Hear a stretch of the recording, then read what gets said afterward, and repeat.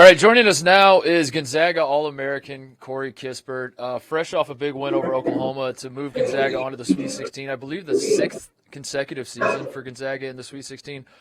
Corey, obviously a lot of talk all season about how good you guys are. You're still undefeated. You have four basically All-American caliber players, yourself being one of them. Today it was kind of the Drew-Timmy game. You had a great game yourself, 16 points, but Drew played especially well. So my question as a big picture thing is, do you guys know going into which game, like who the guy's going to be? Not that like one guy carries you every game, but it seems like every Gonzaga game, there's one of you four elevate. And it almost seems predetermined, Corey. Yeah, That's okay, today's a Jalen Suggs game. This is a Corey Kispert game. Do you guys know this going in, or does it just kind of happen over the course of a game? I mean, you can kind of feel it out just watching film beforehand. I mean, other than the number 52 on Oklahoma, they didn't really guard much in the post. So you kind of knew if you gave it to Drew, he'd deliver, and he has been doing that for us all year. And that's the great part of playing for this team is that any guy can get you on any given night. So, whether it's Jalen or Drew or Joel, Andrew, me, like it's kind of just pick your poison for the other team, and that's kind of the way we operate. And that's kind of Gonzaga basketball, Corey. We've seen over the years, you've gone from being a role player, per se, to now being a star, an All-American, and you've made that transition. And so much so, at the start of the season, Titus and I are watching you guys, and you have the headband on, and you throw down like a monstrous dunk. And we give this look to each other, and we're like, oh, Corey Kispert's here. He's here to play. He's not the role guy that kind of stands over to the side. He's not just shooting threes over here. So how's that been like to show the world your full game, right? That this has been the first season where you can showcase it.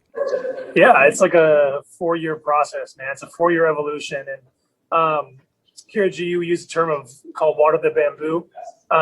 Basically, what it refers to is that, bamboo is the way it grows is that it's just when you water it, it stays under the ground for months and months because it's growing those roots like nice and deep into the ground.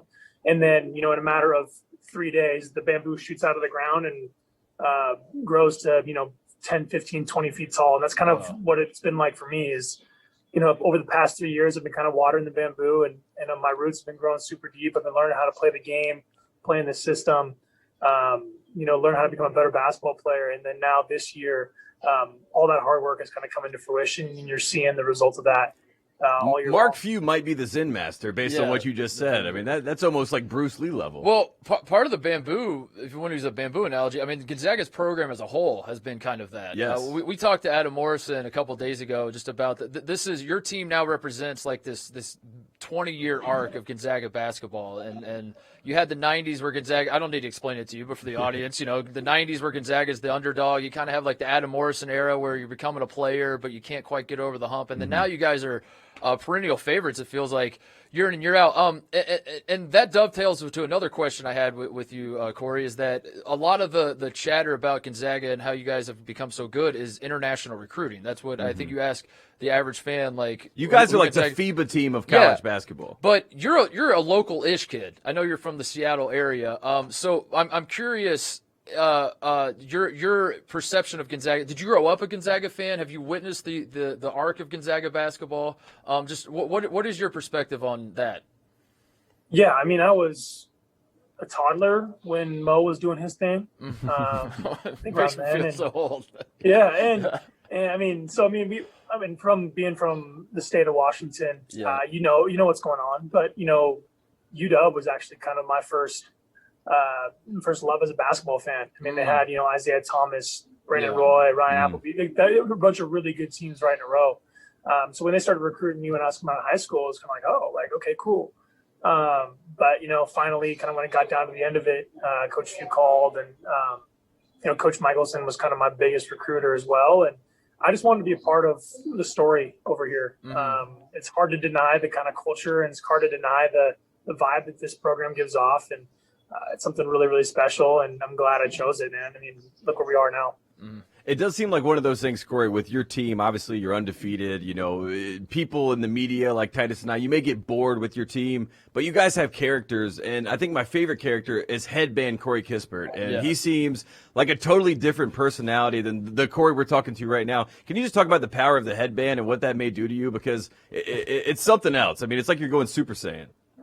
Yeah, I mean, I thank you guys for choosing headband Corey over handlebar mustache Drew. Yes, yeah, that was our That's second kind of a pick. fan favorite. Yeah, I appreciate that, fan favorite. But yeah, I mean, it's kind of it's a new thing for me this year. My first couple years here, I was shaved super tight, hair flicked over.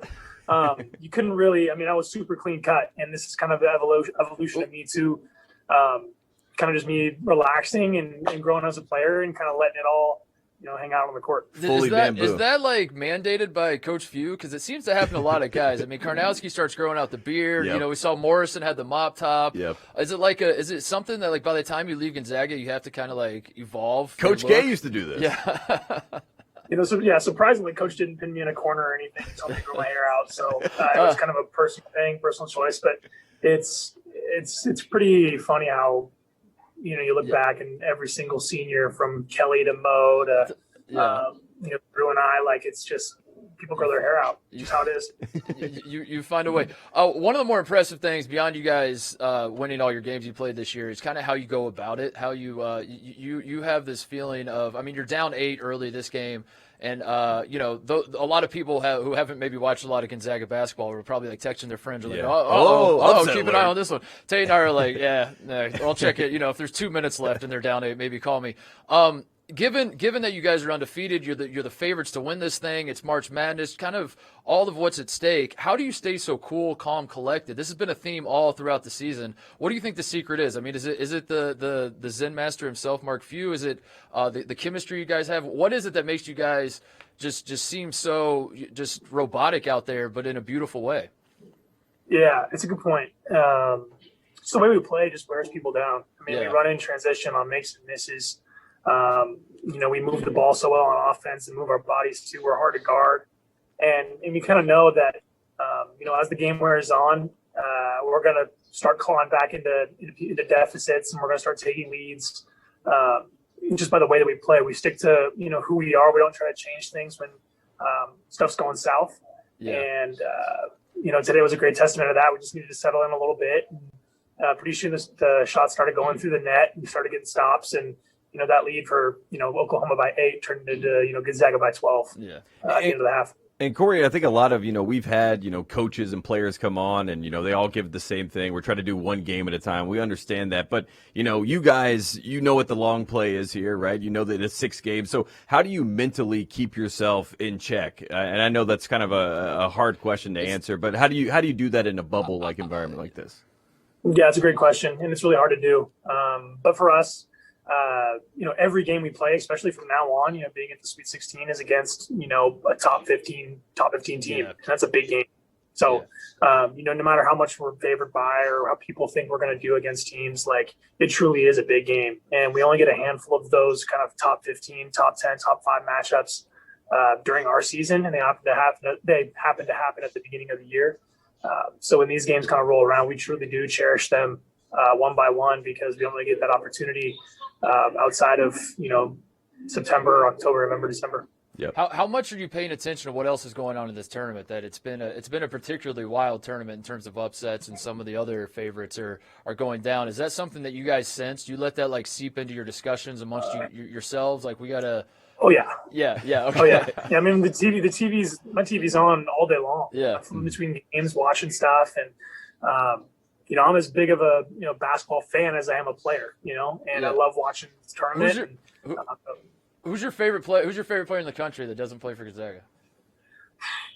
That's a good question. Put you on the spot. I really like Jerry Butler out of Baylor. Yeah. I hate this. I knew you were going to say that. I knew you were going to say that, Corey, because my last question for you was that you guys and Baylor have been the 2 favorites all season. You guys have certainly a lot can change between now and 2 weeks from now. You guys did the whole undefeated thing together. Yeah. There's a lot can change, but right now it looks like you guys are the 2 teams playing the best basketball. And one of the frustrating things for us media types is how much Mark Few and Scott Drew get along and how there's like no rivalry there whatsoever. So of course you and Jared Butler like each other, and of course it's like, I mean, what the hell are we you guys going to end the championship game in theory in a draw and just say good game? Are you guys just going to shake hands? Both teams played hard. Yeah, y'all are funny. Yeah, no, Coach Drew is hard to not like. You really get to know that guy. He's one of the best coaches in the country, and he's a great dude. So, of course, Coach Few and him get along really well. Well, you're hard to not like as well, Corey, if Yep. we could say that. We appreciate it. We appreciate you saying great question every time we ask you. Yeah, something. thank you, That Corey. makes us feel really good. Best of luck moving forward. Congrats on an awesome senior year. It sucks. By the way, I was going to ask you this. Like, you finally get to your senior year and you kind of can't enjoy the spoils. Like right now, you're supposed to go to the Sweet 16 and go back to campus and like walk around and have people, kissing your feet and all that kind of stuff. And that's been weird, right? Like part of you is like, damn, I wish I could be the big man on campus. And now I'm like the big man in my dorm room or whatever. Like I'm the big man in The my only hotel man in my room. Yeah. You're preaching to the choir, man. That's been the story all year long. Yeah. And we'd be going back to Spokane right now and getting ready to hang out and party. But it is what it is. Man, Everybody's in the same boat we are. You keep it rolling 2 more weeks. You can come back when all this is over and be. Yes. You can be the big man on campus the Forever. rest of your life. So Yes. yeah, do it that way. So, Corey, Looking forward to it. thanks for joining us, man. Thanks, Corey. Of course, guys. Thank you. Awesome. Hey there, thanks for watching Titus and Tate. For the full friend of the program experience, subscribe right below and come join us for all things college basketball. The action is heating up. Come join Titus and Tate.